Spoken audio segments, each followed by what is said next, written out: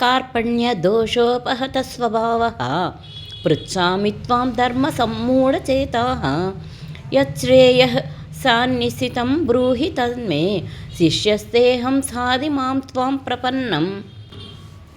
లోభమనే దోషము కారణంగా నేనిప్పుడు నా ధర్మ విషయములో మోహం చెంది శాంతిని కోల్పోయాను.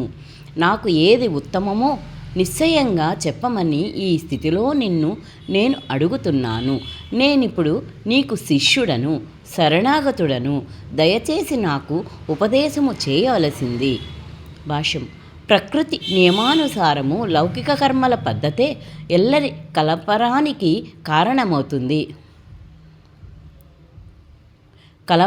కారణమవుతుంది.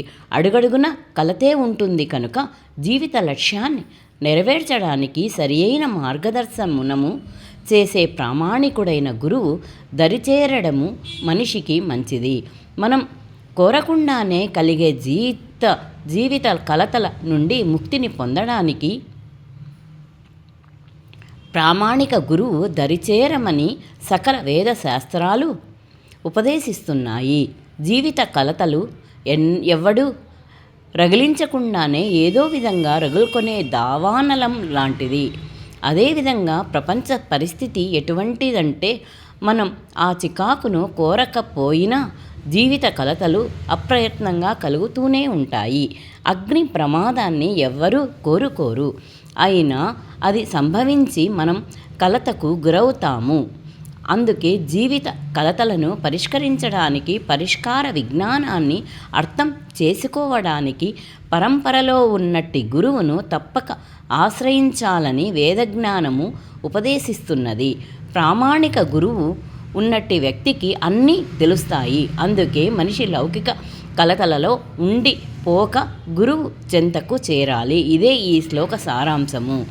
లౌకిక కలతలలో ఉన్న వ్యక్తి ఎవ్వడు? జీవిత సమస్యలను అర్థం చేసుకోని వాడే అటువంటి వాడు. కలత చెందిన వ్యక్తి బృహదారణ్యకోపనిషత్లో ఈ విధంగా వర్ణించబడ్డాడు. యో వా ఏతదక్షరం గార్గ్యనిదిత్య స్మాలోకాత్ ప్రైతివ కృపణః. మానవునిగా జీవిత సమస్యలను పరిష్కరించని వాడు ఆ విధంగా ఆత్మానుభవ విజ్ఞానాన్ని అర్థం చేసుకోకుండానే సూకరారులాగా ఈ జగత్తును విడిచిపెట్టిపోయేవాడే కృపణుడు, లోభి. జీవునికి మానవ జన్మ అత్యంత విలువైన సంపద.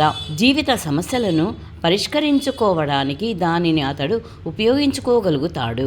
అందుకే ఈ అవకాశాన్ని చక్కగా ఉపయోగించుకోనివాడు లోభి అనబడతాడు.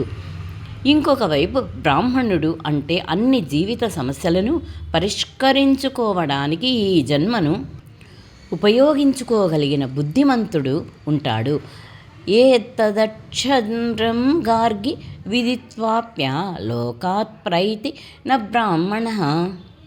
కుటుంబము, సంఘము, దేశము మున్నగు వాటి పట్ల అమితానురాగముతో కృపణులు అంటే లోభులు లౌకిక భావనలోనే తమ కాలాన్ని వృధా చేస్తారు. సాధారణంగా మనిషి స్పర్శరోగము కారణంగా గృహస్థ జీవనము పట్ల అంటే భార్య, పిల్లలు, ఇతర కుటుంబ సభ్యుల పట్ల అనురక్తుడై ఉంటాడు. తాను తన కుటుంబము వారిని మృత్యువు నుండి కాపాడగలనని లేదా తన కుటుంబము, సంఘము తనను మృత్యువు నుండి రక్షించగలదని కృపణుడు భావిస్తాడు. ఇటువంటి సాంసారిక అనురక్తి నీచ జంతువులలో కూడా కనిపిస్తుంది. అవి కూడా తమ సంతానాన్ని రక్షించుకుంటాయి. వంశీయుల పట్ల తన అనురాగము మృత్యువు నుండి వారిని రక్షించాలనే తన కోరికయే తన కలతలకు కారణములని తెలివి కలవాడైనందున అర్జునుడు అర్థం చేసుకోగలిగాడు.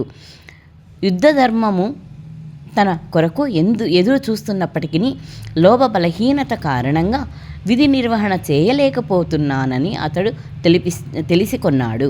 అందుకే ఒక నిశ్చితమైన పరిష్కారాన్ని చెప్పమని అతడు పరమగురువైన శ్రీకృష్ణుని అడుగుతున్నాడు. శిష్యునిగా అతడు తనను శ్రీకృష్ణునికే సమర్పించుకున్నాడు.